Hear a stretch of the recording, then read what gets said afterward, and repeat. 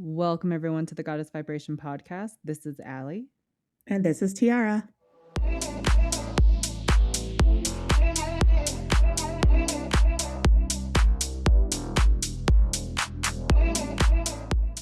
Today, you guys, we want to talk about a dysregulated nervous system. Now, we actually already did an episode about the nervous system. I'm pretty sure it's called Why Your Nervous System is on Fire. It's something along those titles.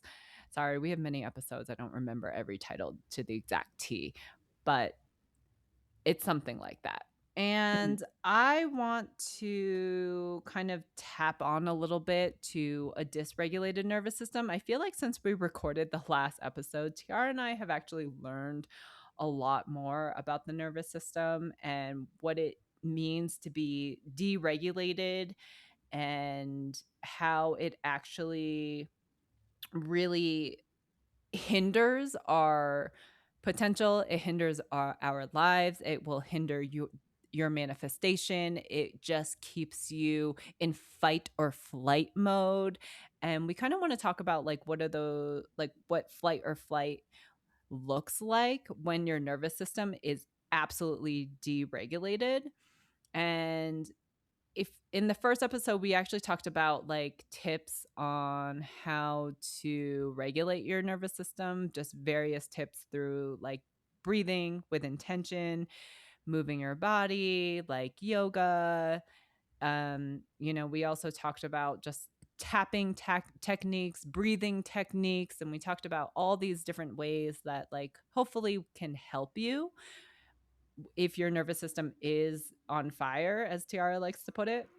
But when you have a dysregulated nervous system, it affects your mood. Like we want to talk about some of the signs, but because we're a spiritual podcast, Tiara also wants to bring in why, like, Tiara is of the belief that part of the reason why her nervous system is on fire at the level that it is because of like past life trauma, trauma from this lifetime, trauma from past lives, but also she also thinks it's like embedded into the DNA, which I find to be really fascinating. Now, something about Tiara, you guys, Tiara is a total science nerd. Like I was telling Tiara the other day, I was like, I think you missed your calling with science, and she was like, I didn't miss my call with science. I actually just really suck at math. So Yes. Don't ask me some math. that's how she calls it. Like she actually typed that to me. I was like, she said math, and I was like, what the heck is math? I was like, math, like MATH. She's like, yes, that's what I meant, but I call it math. And I was like, okay, that's interesting. I don't know. Maybe she can share more on why she says that. But she is such a science nerd, and like she just, I mean, I'm finding science to actually be way more fascinating. I was not into it like when I was a teenager and in normal school, but now I'm finding like physics so freaking fascinating, quantum physics so fascinating. And so like my science mind has expanded, but like Tiara just loves the science behind like DNA and like um science behind health, and like it's just whenever I have like weird questions about health, I always go to Tiara, and I'm just like, yeah, like this is right up your alley. Absolutely. It absolutely is. And I'm also convinced that I was a doctor or a surgeon in at least several of my past lives because some of it is just so deeply embedded. Like when I was a kid, I used to read the medical dictionary for fun. Like it Oh was my for god, fun. I did not know that. Oh, yeah. I would just go, and it was like a big, giant book. It was like the size of my arm, thick and thickness, and it was blue. I can't remember the title of it, but it was along the lines of like Grey's Anatomy. And it was just a dictionary of all these different health conditions and symptoms and, where the names come from. And I would literally read it for fun. And I kid you not, for hours and hours and hours. And I remember looking at some photos, like I was looking at a photo of childbirthing, and I was just like, oh my gosh, this is so fascinating. Like the implications of the physical body and blah, blah, blah. And I was just total nerd. So for a little bit, I was convinced I was either going to be a doctor or a vet, like a veterinary or animal doctor. I was convinced for a long time that I wanted to take either of these paths. And then I got to college and then realized how much math it entailed. Now, I've always enjoyed science since I was a kid. And, unfortunately, I went to middle school and I went to middle school and elementary school in the inner city, which didn't have the best resources. But for whatever reason, I didn't learn some of the fundamentals when it comes to mathematics, and just from, like, middle school onward, struggled. Like, my math classes was me just trying to get a C minus. Like, that was most of my math career, and unfortunately, if you wanna do medicine or any more advanced sciences, you have to have those fundamentals down. I just didn't. I didn't wanna put the energy in to fix it, so I was like, "Alright, marketing and communications, because at least with that major, I don't have to worry about math." And to be honest with you, a lot of people pursue that career because it doesn't entail mathematics to the same degree. So that's what I did, but I would be lying if I didn't say that, like, I looked at some of those post-grad medical school classes, those ones you can go back to after you've got your bachelor's and change your career. I looked at those, I did. I just decided against it once I started seeing those student loan balances from other doctors. But I digress. Um, my past lives have been a very interesting stuff. Now, I do think a lot of people in their past life history have some very interesting stuff. The unfortunate thing about me is that the only ones that I'm really aware of have been immensely negative, like immensely. Now, it wasn't like I was going and trying to find the worst lives I've ever had. This is just information that either I got from the Akashic Records or it was channeled to me. Um, so I do want to just share a little bit of some of these lives because I think it kind of goes to show how past life trauma can get carried over into future lives. And if you're not aware of it and you don't work through it, can manifest physically.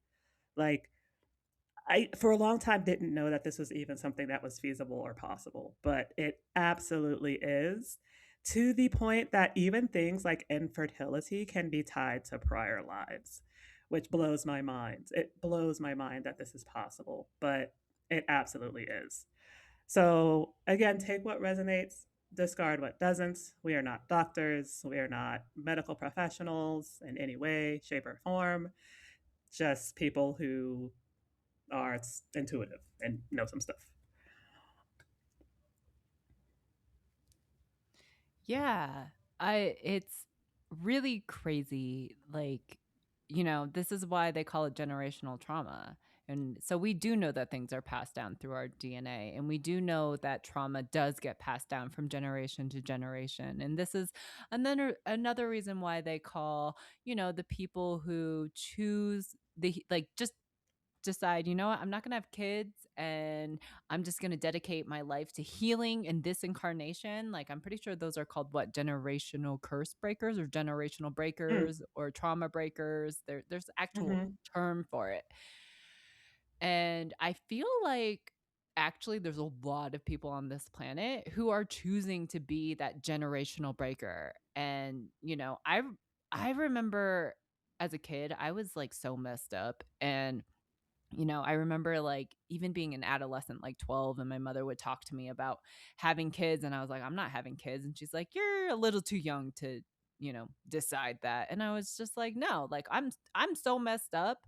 Like, I had the self-awareness to at, like, 12 to tell my mom, "I'm so messed up, I don't wanna pass my DNA down to someone else, like, I have so much stuff I gotta figure out first before I even think about having kids," and my mom was like, "You're 12.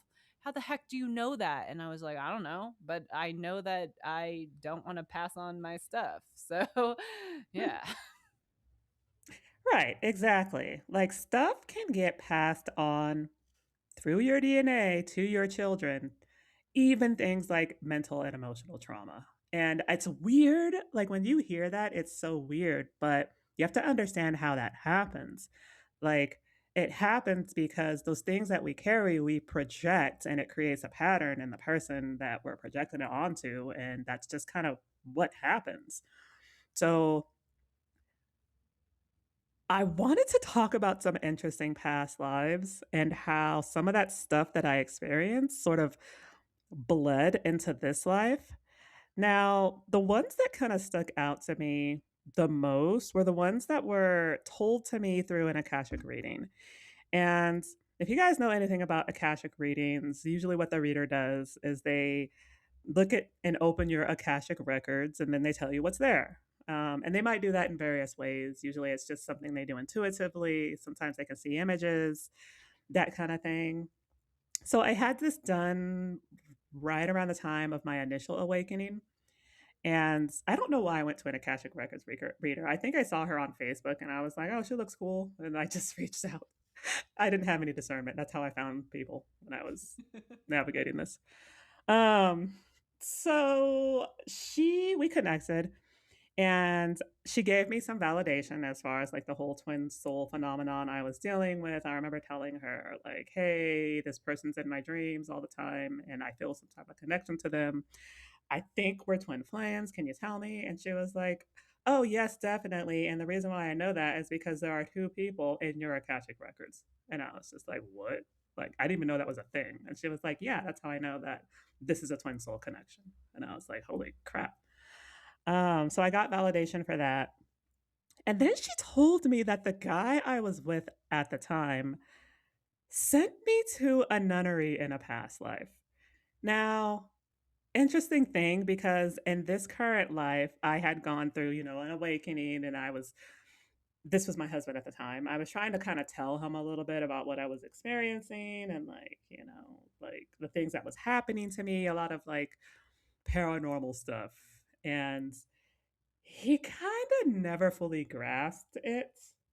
Apparently, in this lifetime, I kind of did something similar where I don't know if I had an awakening or if it was just like I experienced some paranormal stuff. But, back then when nunneries were such a big thing, they still are, but I want to say maybe this was like, shoot, 1700s, 1600s, maybe.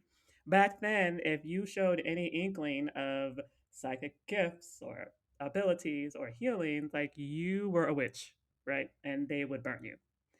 So I think what happened is I started showing some of these inklings and inclinations, and he, either because he thought I was cuckoo for Cocoa Puffs or because he feared for my safety, decided that the best thing for me was to put me in a nunnery.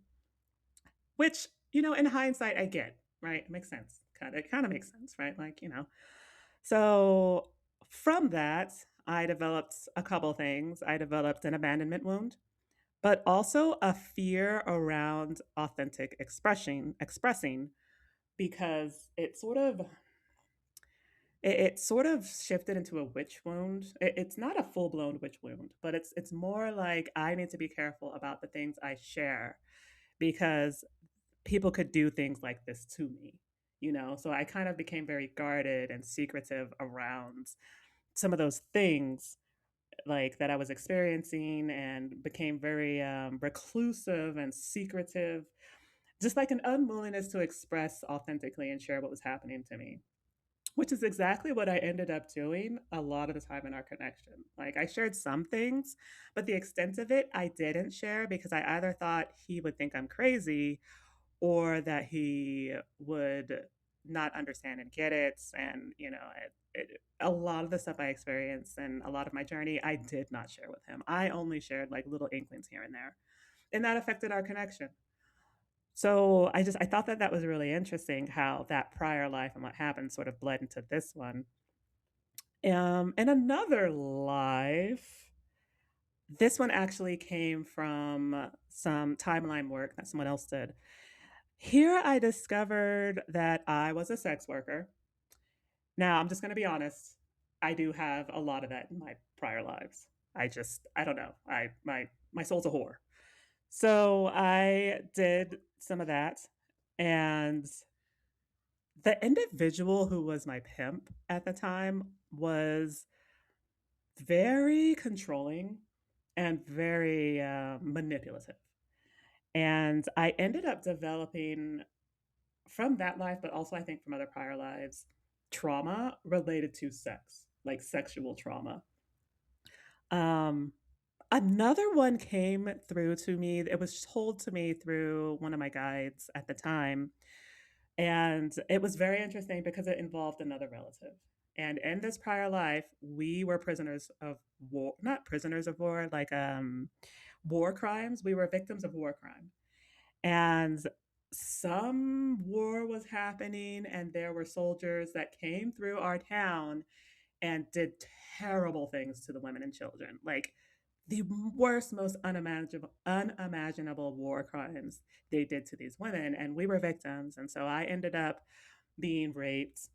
Trigger warning, rape, rape. I ended up being raped and actually ended up dying from my wounds. And my sister, who was this life, fought valiantly. Like she fought these guys, like fought to the tooth and nail against these guys to the point where the only way they were able to subdue her was with a knife and into her chest. Uh, so from that, I actually ended up like it was like the sex trauma sort of accumulated and accumulated over multiple lives. And with her, she ended up having this really strange medical issue where the side where she was stabbed would cause pain and she would get a collapsed lung every once in a while. Just out of nowhere, this would happen to her.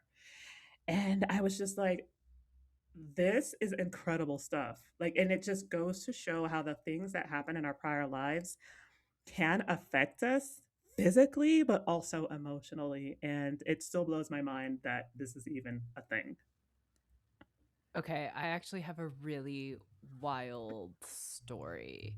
So I remember getting information on one of Tiara's past lives, and I saw obviously something not so great happen to her. I really don't want to go into detail, but what's actually really, really crazy about this was I was giving Tiara the details and I was telling her exactly, I'm pretty sure it was a stabbing, like a knife, and she was like, "Was it on the right side or the left side?" And I don't remember what side it was, and she was like, "I have a scar exactly where you are talking about from where I was stabbed in the past life. I have a scar in the exact same place in this lifetime."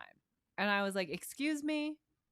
And she's like, "Yeah, I'm not even joking." And she, like, sent me a photo, and I was just like, "Whoa." Oh, yeah, that is totally a thing. Like, the birthmarks on your body could be an indication of how you died in a prior life or an injury from a prior life. So I showed her I have this really big birthmark on my chest on my left side that looks like the United States. I don't know why. It looks like the United States. I'll have to, like, put it somewhere, but it literally does, and it's just one of those things that's it's bizarre and it's weird, and I just always was like, "Oh, it's just a really weird birthmark."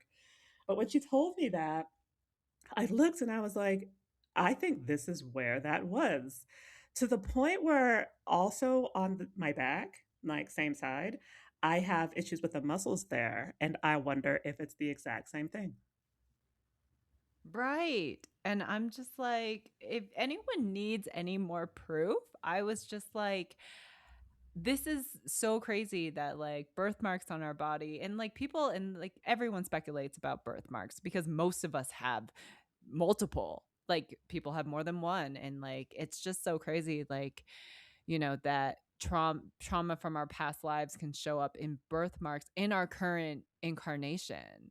And, Mm. obviously, you don't know what those why you have those marks until unless you do some type of work through the Akashic records or hypnosis or soul integration or any type of past life work. And then it's like, if you do any past life work and you apply it to this incarnation, like your conscious self and your body, you're just like, "Oh my god." It's like you put the pieces, it's like a puzzle, and it's like the birthmarks are pieces to the puzzle, and it's like as you get information from your past life, it's like you're putting the pieces together for this incarnation. And Mm. it's really crazy how like our bodies can show things that actually have happened to us, like if for those who decide to have the courage to look into their past lives, it's crazy how it can show in your current lifetime. Oh, yes, definitely. And, that's why I said earlier that the traumas you experience in prior lives, as we've seen, can manifest in this lifetime. But I also think that it can affect the nervous system because if you're either in your DNA or in your RNA or wherever it's stored, if that's stored somewhere in your body and it's sort of this trauma that has accumulated over multiple lifetimes, like, why wouldn't it affect you and your nervous system today? Like, I'm convinced that a lot of my nervous system issues are tied to some of this stuff because it was so traumatic and there was so much of it that, like, my nervous system now anticipates and catastrophizes because that's all we know, right? Like, that's what we're used to. Like, every single lifetime is just disaster. So, why wouldn't this one be any different? Is that coming later? Have we just, like, gotten lucky up to this point in our lives? Like, you know what I mean? Like, that's the type of stuff that's sort of sitting here, and it makes sense, right? Like, it makes sense. It's almost like there's, like, this component of PTSD or complex PTSD that's going on where your soul or your body or whatever it is just sort of remembers all this accumulated trauma and like pain from all these lives that today it doesn't know how to function because all of that's just sitting there.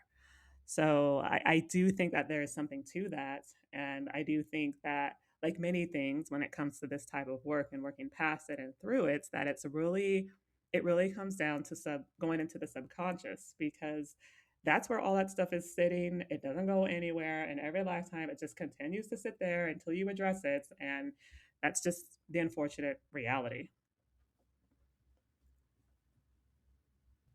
So I didn't really put two and two together about our nervous systems being so heavily affected by our past lives. I don't really know if that's a thing. I'm just going to be completely honest. This is all speculative, but it makes sense, as Tiara was talking about some of her symptoms and things like that.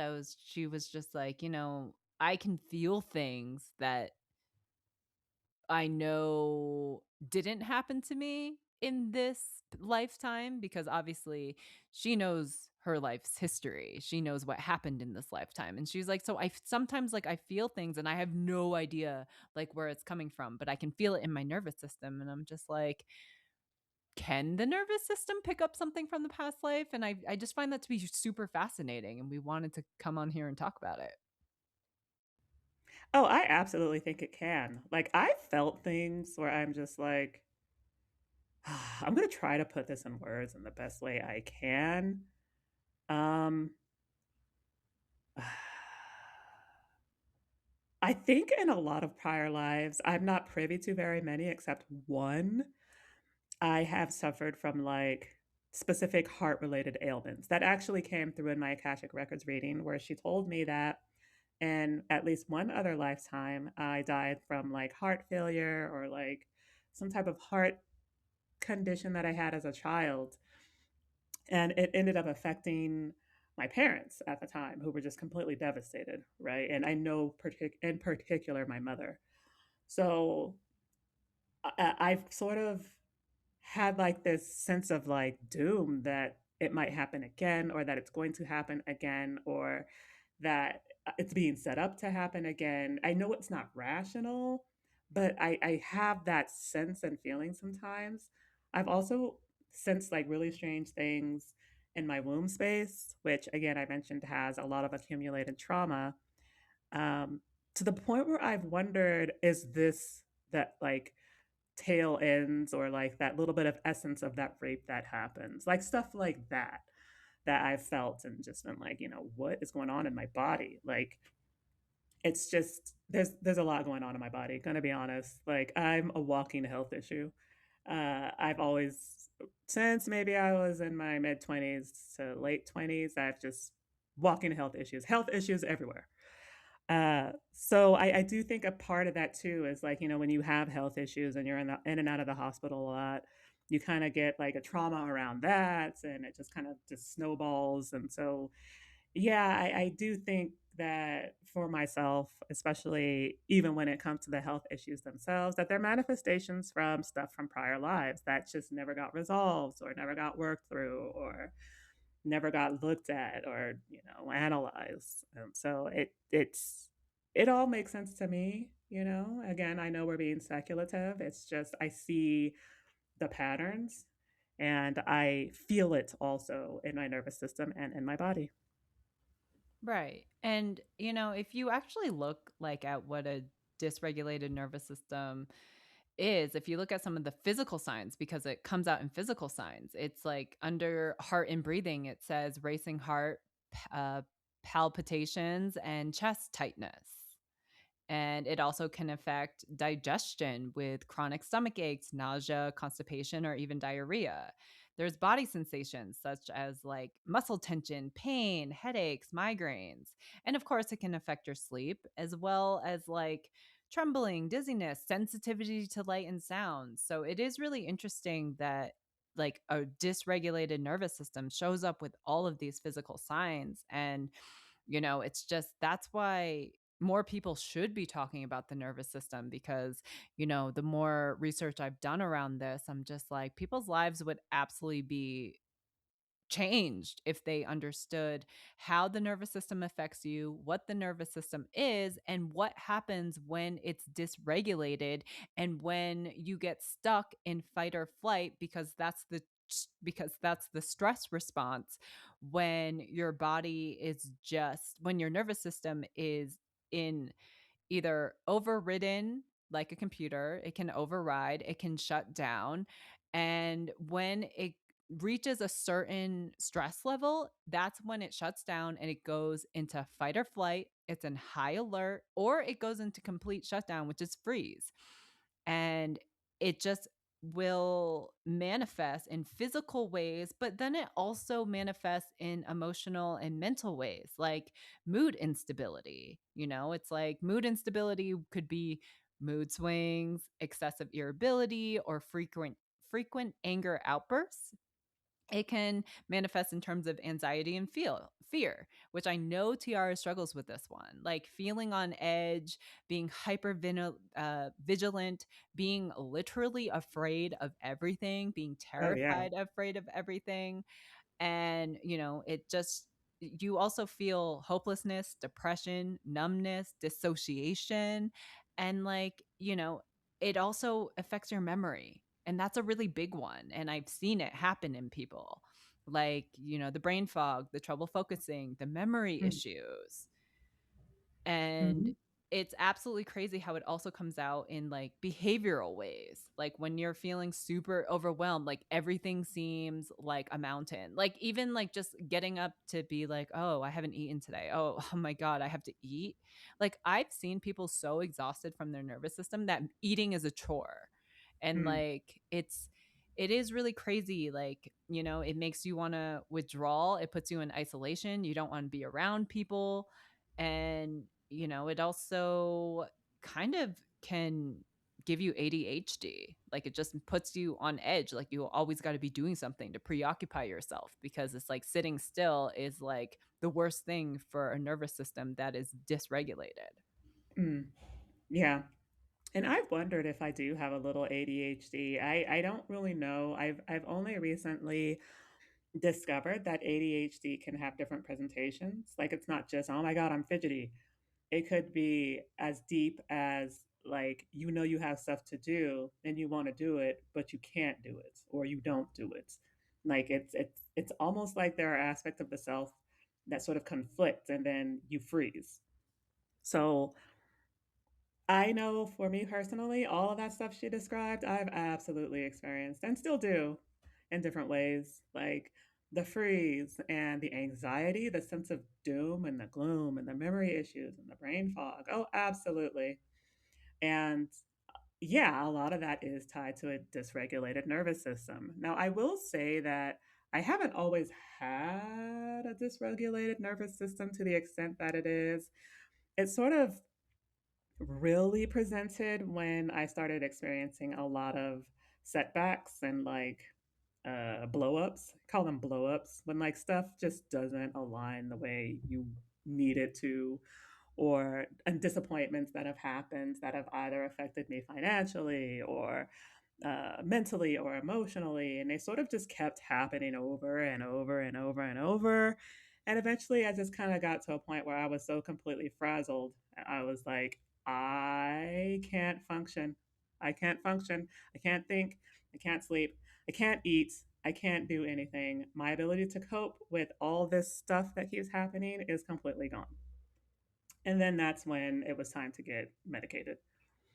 So every person's different, you know. But when you do experience repeated setbacks over and over and over, it does something to your psyche that I don't know how to put into words yet.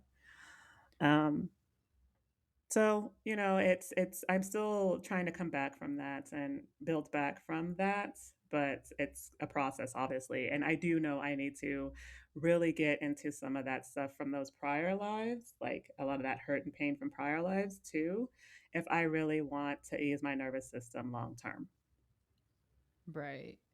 And I would say one of the things that you had just mentioned, it's it is really important to actually learn about your past lives. And I know a lot of people probably don't, think about it. And, it's not really something I ever really thought about until my adult years when really got deeper into spirituality because I was always kind of always around it and like a lot of concepts got introduced to me, but I never did anything with it. I actually thought my mother was a woo woo nutbag.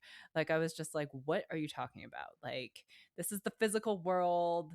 Why do you keep talking to me about energy? Why are you talking to me about like laws of attraction? Why are you talking to me about karma and cause and effect? Like these were the conversations I had growing up, and I'm just like, I need to focus on like school and college and a career and making money.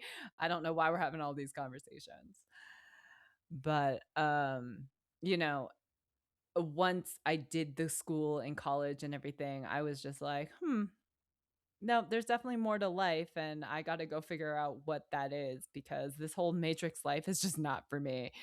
And that's really when all of those like seeds planted really came into play, and I was just like, "Oh, my mother wasn't crazy. My mother actually knew what she was talking about, like, only if I would have listened sooner." It's probably one of my biggest regrets.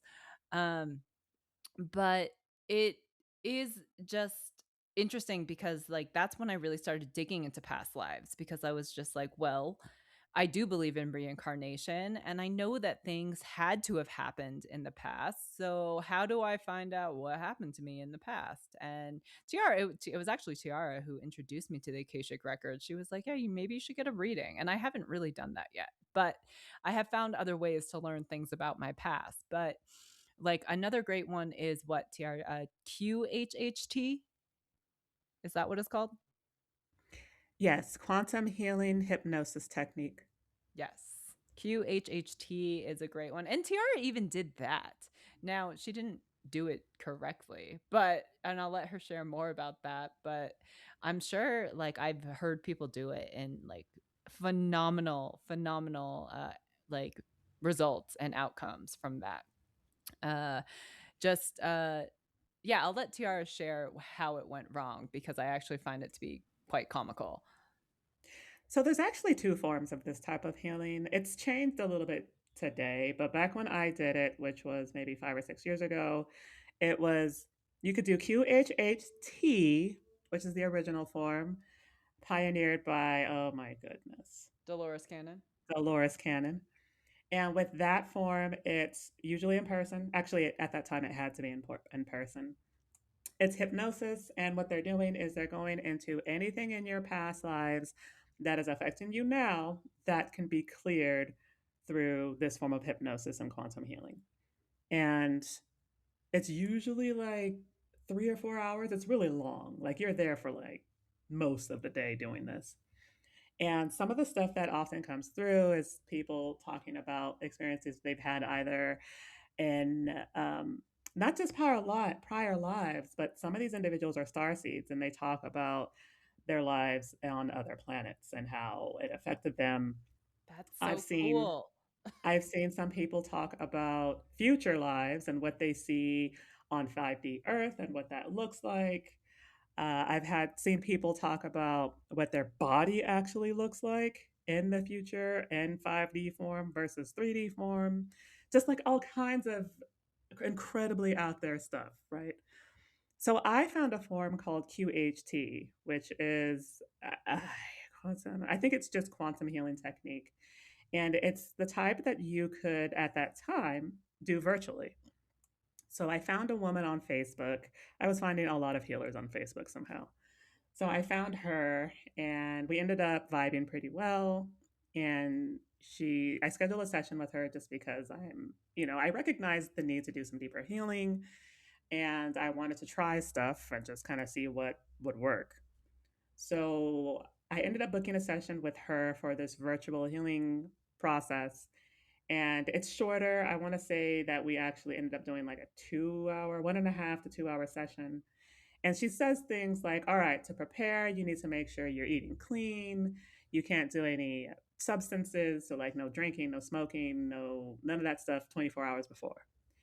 So I recognized that, and I ended up smoking. Now, what I did is I was like, "All right, I know she said 24 hours, but I'm gonna give myself, like, 6 additional hours, so, like, maybe when I hit that 24-hour mark, it'll sort of continue to ease out of my system, and it won't be an issue," right? Like, it was just the worst mental gymnastics ever. But that's what I ended up doing.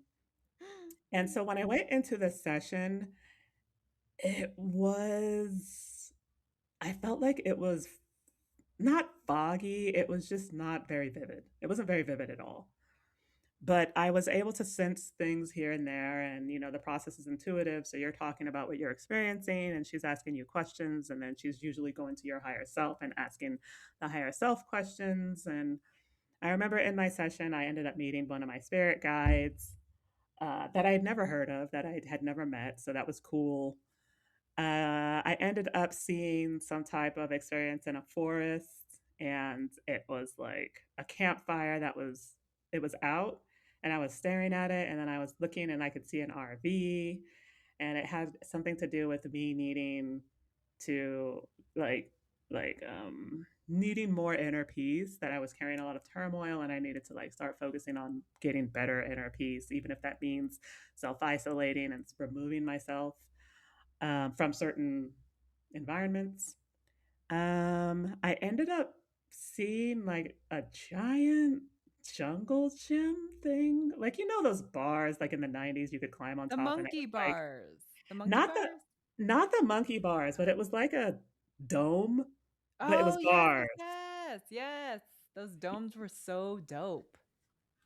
Oh yeah, we're 90s kids, so like we're obsessed with that stuff. So it ended up coming in to one of my sessions and I was like, what the fuck is this about? Side note, when I do stuff like this, I usually overanalyze the hell out of everything. So when I was in it, I was like, "What is this? Why is this here? What does it mean?" Um, so I remember seeing that and I told it to the practitioner and she asked my higher self, and it had something to do with a fear, and I think it was a fear of failure or a fear of being seen. I can't remember which one it was. Huh. So it was interesting stuff, but when I walked away from it, I was just like, "I feel like I didn't really get much out of this," and that was like 400 bucks.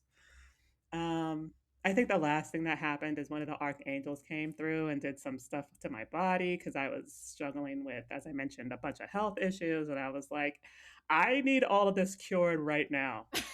Um, which of course didn't happen.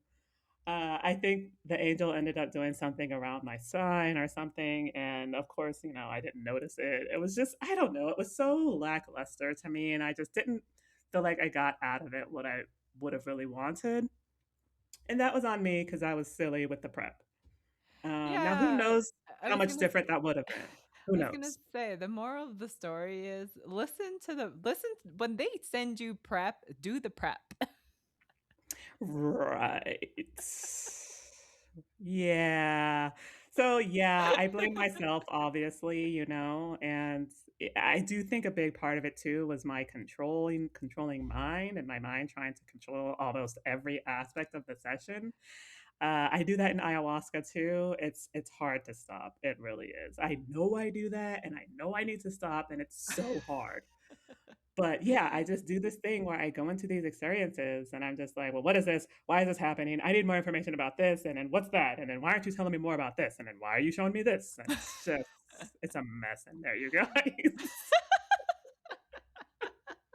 So I've stepped back away from it just for the time being, just for now, because 'cause I'm just like, I gotta get a handle on some of this stuff.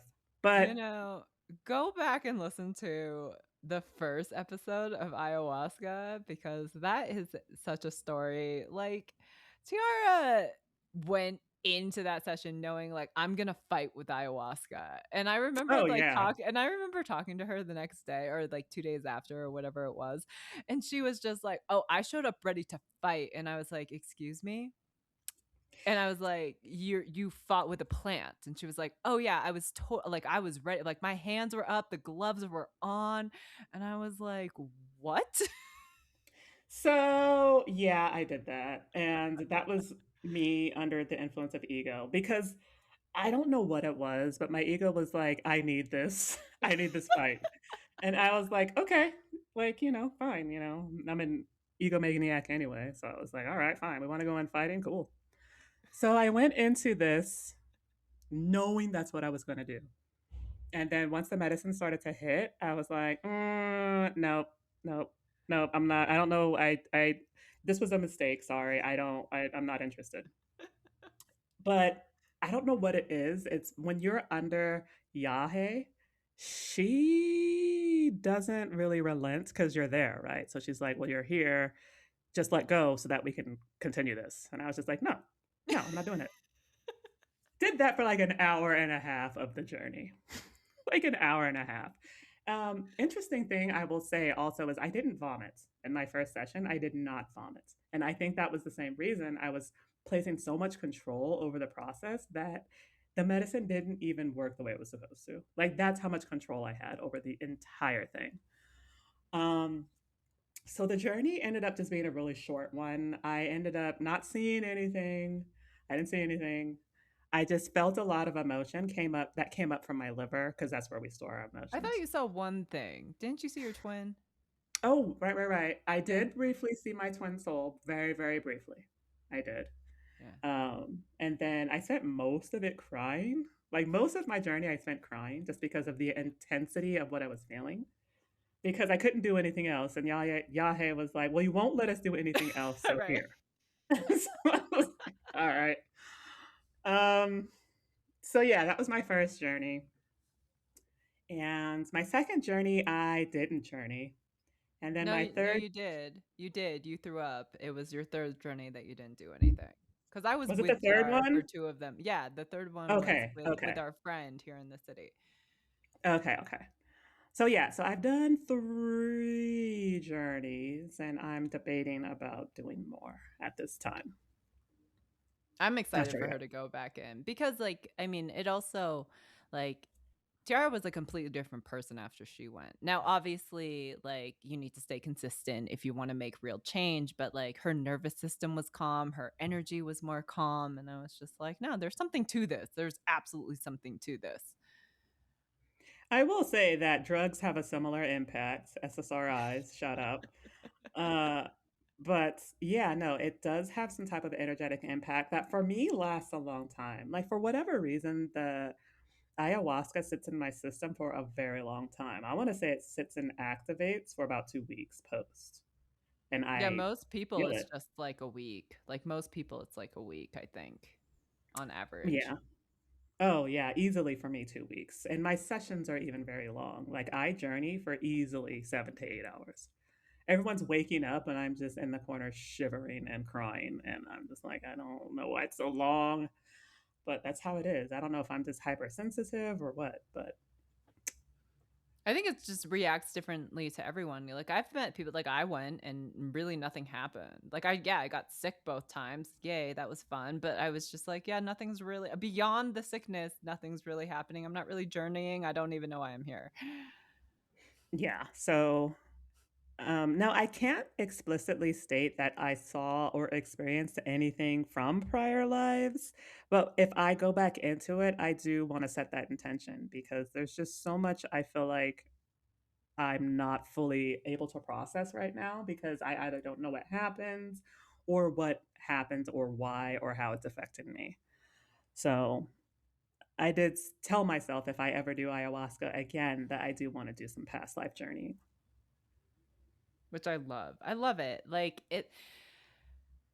the past actually can be extremely painful. I'm not gonna lie. Mm, I've found some devastating stuff in my past, things that have happened that actually have shown up in this incarnation, and I'm just like, "Oh, yeah," because that's like, you know, you can ask some spiritualists. They say that Earth is a school and we come here to learn lessons, and because we get amnesia, which, people have different sentiments about, and I understand both sides. It's like people are just like, "Well, if you didn't get amnesia, then you would have all the answers to the test, and why would you come here?" That's one theory, and then the other theory is just like, well, no, if I actually came and if I learned the lesson, and if I came here and if I learned the lesson and now you're telling me that you're gonna wipe my memory and now I don't remember what I learned, that's also not cool. So I right, understand both sides of the coin, and everyone has their own sentiments about that, but it is extremely painful. I think the amnesia does give us, I mean, it gives us a fair and an unfair advantage depending on what happened in prior lives, right? But that's not here nor there. But my point is that the pain, like the past can be extremely painful, but something that has really helped me as I did my past life regression is knowing that you can't change the past. You can only learn from the past. And then when you're presented, if you understand your past and when you're presented with the similar cycle or similar situation, and if you have that knowledge of knowing what happened in your past, then you can actually bring in that self-awareness to make better decisions to change the course of what happened in your past.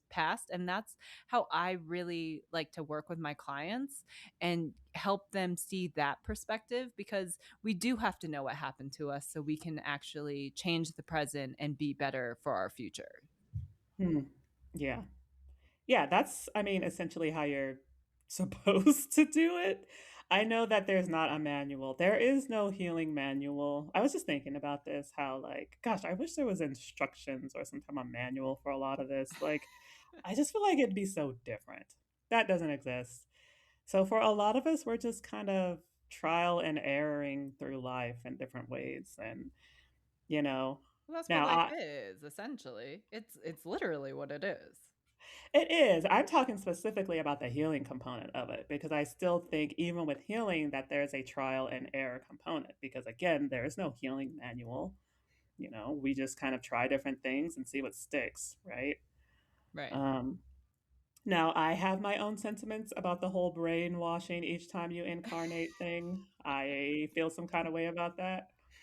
Um, so Tiara the Tiara feels a certain kind of way about a couple things. Like, she feels a certain kind of way about free will. She feels some yeah, kind of way she yep, feels some kind of way about past life regression and amnesia. She feels yep, some kind of way about whether or not Earth is A, hell, or B, a prison planet.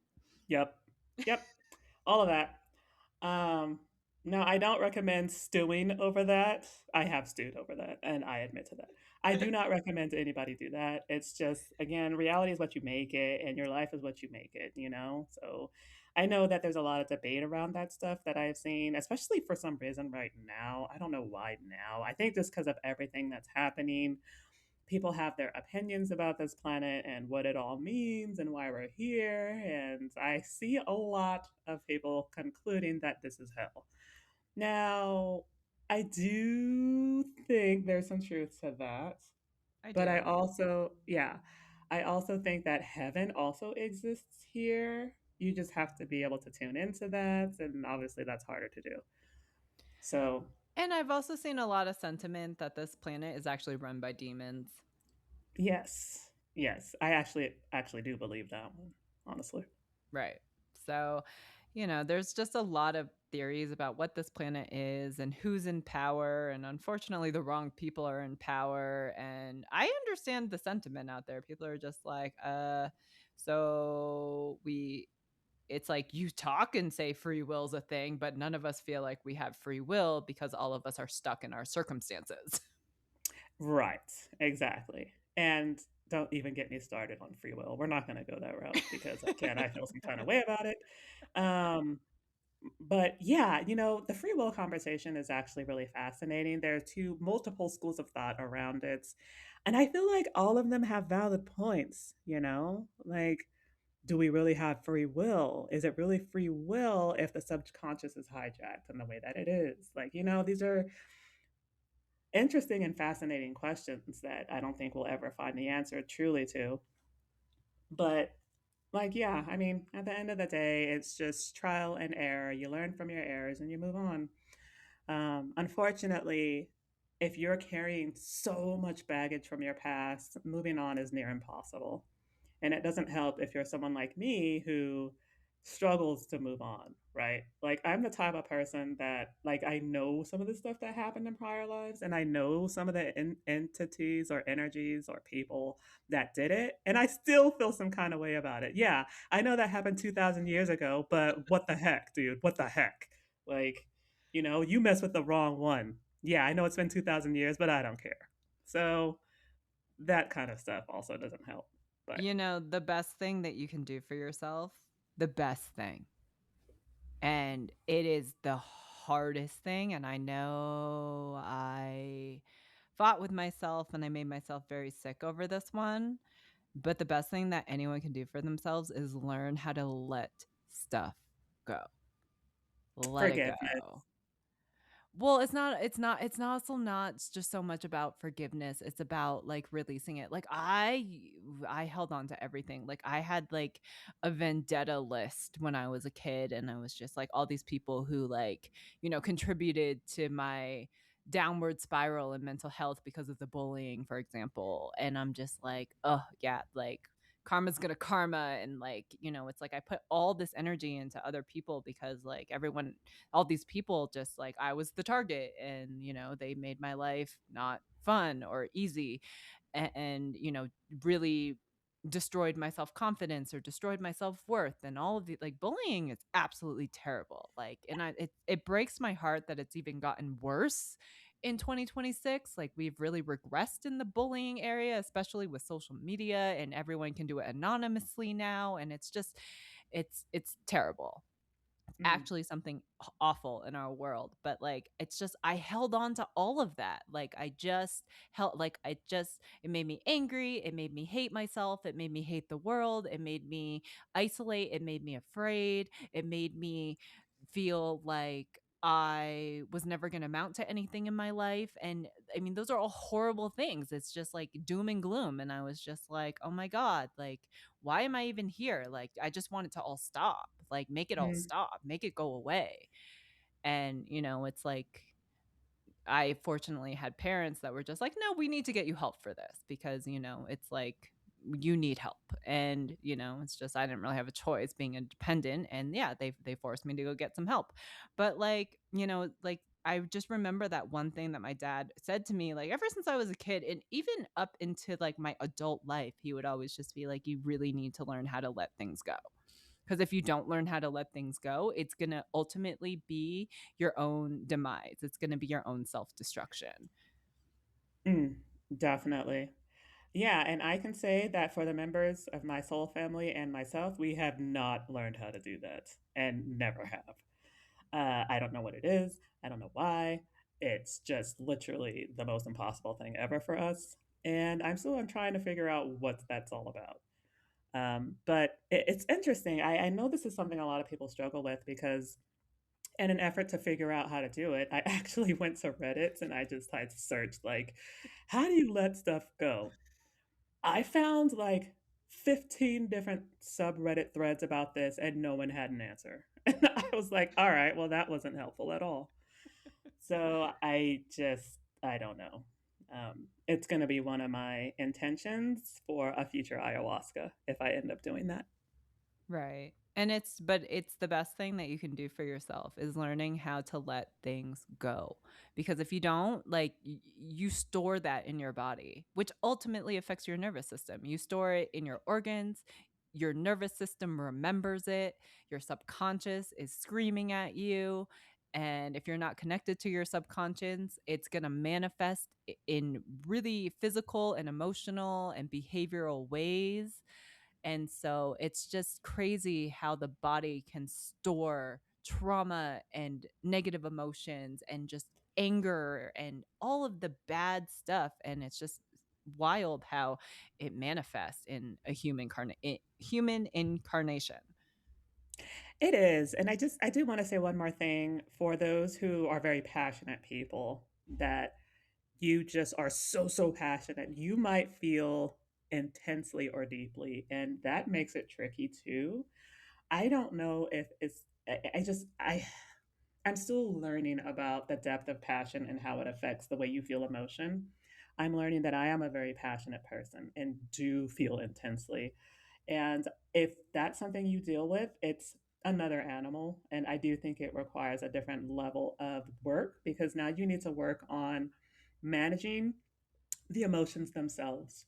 And that's a different type of work. But if you are one of those individuals, it's definitely something you should consider because it will help once you start digging into these deeper emotions. So I do want to share that. That's something that's helped for me as I've learned the depth of the passion and how intensely I feel. I've had to learn how to manage my emotions. And that takes time and it takes practice. So I just did want to share that also. Real quick, would you say that passion actually regulates your emotions? It can, yes. Oh.